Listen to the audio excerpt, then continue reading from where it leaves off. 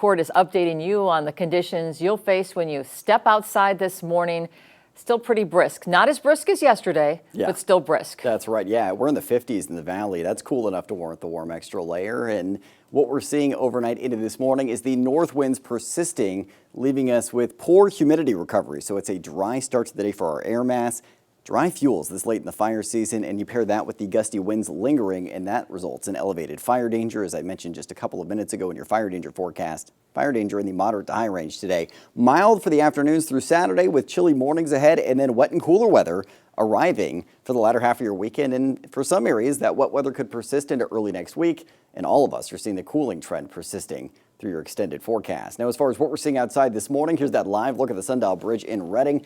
Clear skies overhead. Those are tough to make out as it's still dark outside, but it's a decent morning for a walk if you don't mind contending with those breezy to gusty north winds. Right now, we're in the mid-50s to upper 50s in the valley, 40s to 50s in the foothills.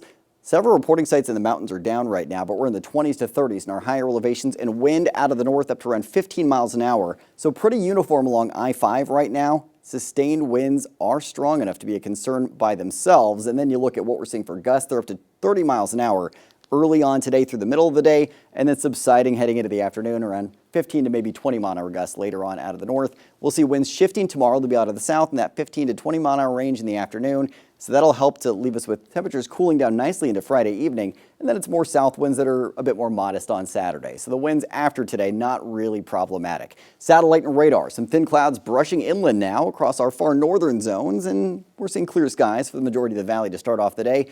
And why we're seeing the chance for showers really wrapping up that we saw yesterday is that cooler system that brought the shower chances is now well off to our east.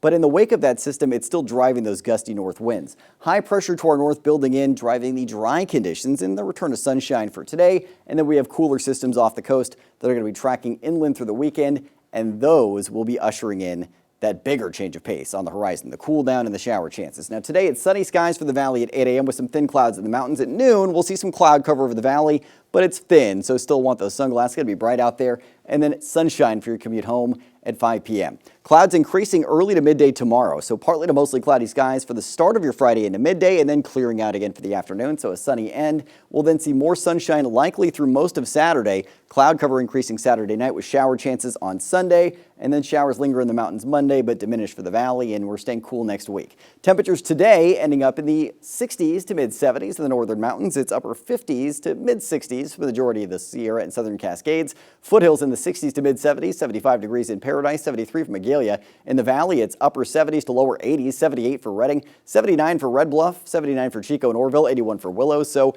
temperatures for the afternoon pretty similar to yesterday, and the winds persisting early on, but tapering off later this afternoon.